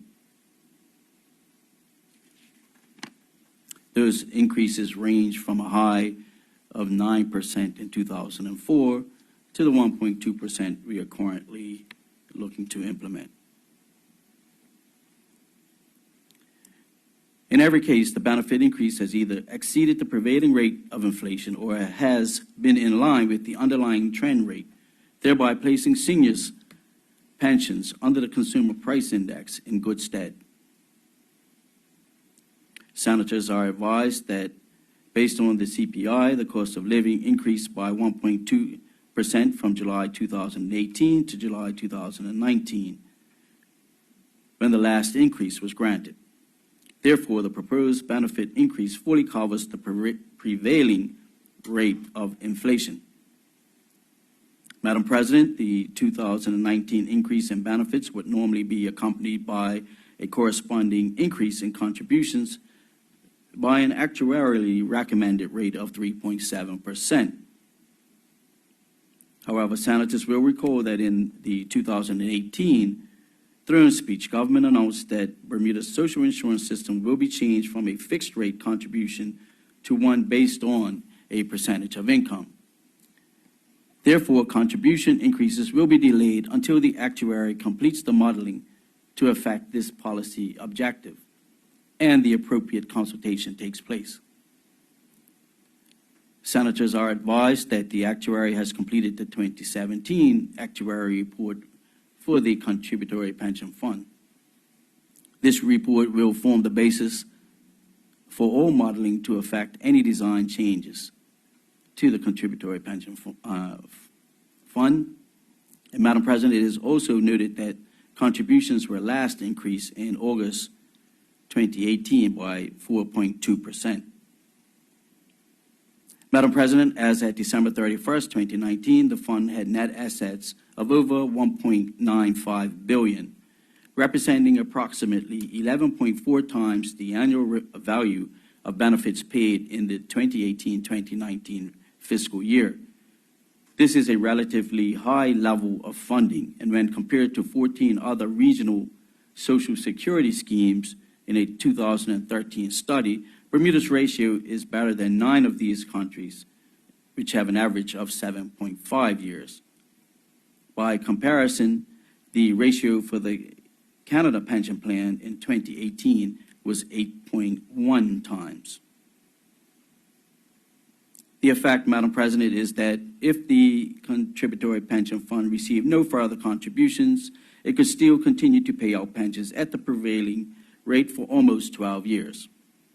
However, the reality is that contributions will continue through time and will be increased from time to time.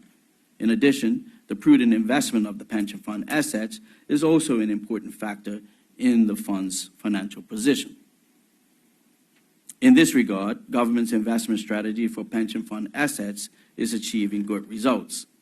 As mentioned above, as at December 31st, 2019, the Contributory Pension Fund stood at $1.9 billion. For the trailing year, the fund posted returns of 15.7%, and over the longer-term 5- and 10-year periods, the fund posted returns of 6.3% and 7.8%, respectively. Madam President, as evidenced by the 2014 actuarial report tabled in another place in June of 2016, the viability of the fund in the short to medium term is good. However, recognizing the long-term challenges of the fund, the ministry will continue to closely monitor the performance of the fund. It should also be noted that the funding policy for the fund is not based on full actuarial funding, but based on sustainable funding. That is, contributions plus investment income should cover benefits and administration expenses on an annual basis, while the fund builds up sufficient reserves to cover several years of benefits and expenses to withstand future adverse circumstances. Madam President, despite the encouraging short to medium-term outlook on the fund, what is clearly evident from the latest actuarial review is that Bermuda, like most of the developed world, is faced with the challenges associated with the growth of an aging population. During the next 50 years, the number of people over pension age, which is 65, are expected to increase from 11,080 to 16,186, an increase of 5,106, or 46%. This increase in our seniors will obviously place a greater strain on the country's pension system, and it's essential that government continues to closely monitor the performance of the fund and our overall pension arrangements to ensure pensions are set at an appropriate level. As mentioned above, the next actuarial report for the Contributory Pension Fund was due for the period August 1st, 2017, and has been completed. This report will be tabled during the budget session. Madam President, the Contributory Pension Fund was established in 1970 and thus has a rather simplistic design. Since the Contributory Pension Fund was established, there have not been any meaningful reforms to the plan. Even after the mandatory National Pension Scheme Occupational Pensions Act was introduced. Accordingly, the ministry is of the view that any reform of the Contributory Pension Fund should take a holistic view of pensions for the various categories of workers to reduce coverage gaps and any other anomalies. with the Contributory Pension Fund as the first pillar of retirement income, reformed Contributory Pension Fund benefits together with other pensions could provide for progressive benefits and a contribution formula at levels that can lead to the sustainability of the Contributory Pension Fund in the long term. Accordingly, Madam President, the ministry plans to engage the government's actuary of record to conduct a comprehensive review of all pensions in Bermuda. It is anticipated that this engagement will be completed by the end of 2020 at the latest and will be shared here in the Senate.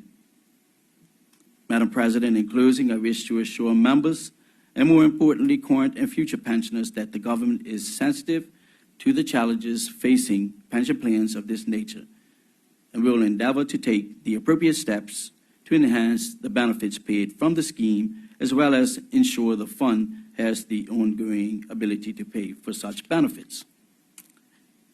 And with that, I will pause to allow my Senate colleagues to comment.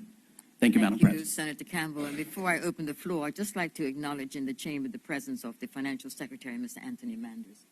Welcome to you, sir. Would any senator care to speak on this bill? Senator Jones, you have the floor. Thank you, Madam President. First and foremost, I would like to commend the government on their pledge and the follow-through of their pledge to increase seniors' pension according to the rate of inflation. I think that's admirable, and I believe that's something that the seniors truly do appreciate. Now, we know the plight of our seniors and the community as a whole. We've all heard the horrifying stories of seniors that have to make a decision between whether they're going to have a meal or whether they're going to have their medicine and things of that nature. We've seen the impact of the land tax increase this year. We haven't seen this new health care plan that can make a demonstrable drop in prices and the cost of health care.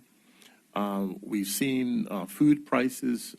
They have not stabilized, but they are trending up. And the sugar tax surely hasn't helped the situation either. Having said all those things, it causes me to ask the question, and I'd appreciate a comprehensive answer, and that is, we see that this legislation will be retroactive to August the 31st of last year. My question would be, why the delay? Is that common practice? Is that something that's been done in the past? I believe the public and seniors, especially listening, would like to have an idea of why the delay. Otherwise than that, Madam President, we are definitely pleased with the increases and the changes that this legislation represents. Thank you, Madam President. Thank you, Senator Jones. Would any other senator care to speak on this bill? No, then. Senator Campbell? No questions? Other than Senator Jones. Thank you, Madam President.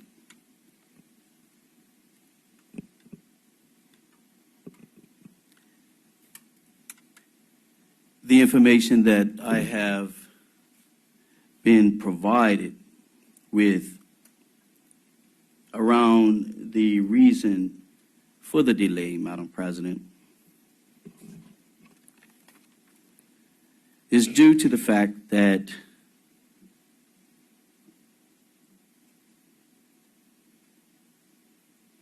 we were awaiting for the final determination on the rate of inflation. And, you know, as was stated in the brief, our pledge was to provide annual increases at a minimum based on the rate of inflation. And I believe that's the only question that was raised, Madam President. So with that, Madam President, I move that the said draft order be approved and that the following message be sent to His Excellency, the Governor. May it please Your Excellency, the Senate, having had under consideration a draft order entitled the Contributory Pensions Amendment of Benefits Order 2020, proposed to be made by the Minister of Finance under the provisions of Section 37 of the Contributory Pensions Act 1970, has the honor to inform Your Excellency that the Senate has approved the said draft order. Is there any objection to the message being sent? No objection. A suitable message will be sent to the governor. Thank you, Madam Thank you, President. Senator Campbell. We now move on to item number 14 on our agenda, which is motions. There are none. Item number 15, congratulatory and/or obituary speeches. Would any senator care to speak on this? Senator Jones, you have the floor. Thank you, Madam President. In light of the fact that this is Black History Month, I would like to take note of two of the people that's going to be celebrated for Black History Month. The one being Gil Tucker, who's considered a leader in the Bermuda business community and enjoyed a distinguished career at Ernst & Young for 40 years, where he began as an accounting student and made his way up to Ernst & Young Bermuda chairman before stepping down in 2015. The company recognized his achievements by creating an annual four-year university scholarship in his honor. Earlier in life, he made waves too, being one of the first Black students to attend Soltis during integration. He now serves as chairman of the board of trustees at the school. Mr. Tucker is active in the community and is on a number of local committees and organizations, acting as the director of HSBC Bermuda, as a member of the government's Fiscal Responsibility Panel, and is an executive member of Bermuda First. And the second recipient is Ruth Thomas, who began her career as a teacher and blazed an impressive trail through her career in education, helping to create the island's first government preschools before being made the education officer responsible for early childhood education in 1972. From there, she became the first cultural affairs officer, embracing her love of the arts. She has committed herself to preserving Bermuda's history and traditions and is widely recognized as the island's expert in all things cultural. I would like for this chamber to extend congratulations to these worthy recipients of that recognition. And as it relates to obituaries, I'd like the chambers to send condolences to the family of the late Mr. Gabriel Rodriguez. I am sure that my fellow Warwick Academy alumni in this chamber, Senator Kathy Simmons and Senator Anthony Richardson, will join me in requesting that these condolences be sent. Mr. Rodriguez arrived in Bermuda in 1960 to teach maths and physics at Warwick Academy, where he remained for the next 41 years, rising to be acting headmaster in the wake of Joseph Zaki Marshall. He was also co-founder, president, and captain of Teachers Rugby Football Club. A Warwick Academy teaching legend who has died aged 83 took up the profession only after he missed out on a career in the British Secret Service. He met a Scottish art teacher, Jean Rose, at the school. The couple married in 1961 and had two children, Carolyn and Fiona. He earned the nickname the Hawk as a player. An avian theme extended from his nickname, the Eagle, as a basketball player at Cardiff University. Mr. Rodriguez acted in several Gilbert and Sullivan productions, and he was a keen carpenter who crafted cedar furniture and rocking horses. He will be sadly missed. Thank you, Madam President. Thank you, Senator Jones. Would any other senator care to speak?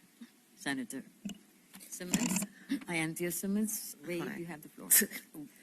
I'd like to extend congratulations to Paget Primary for their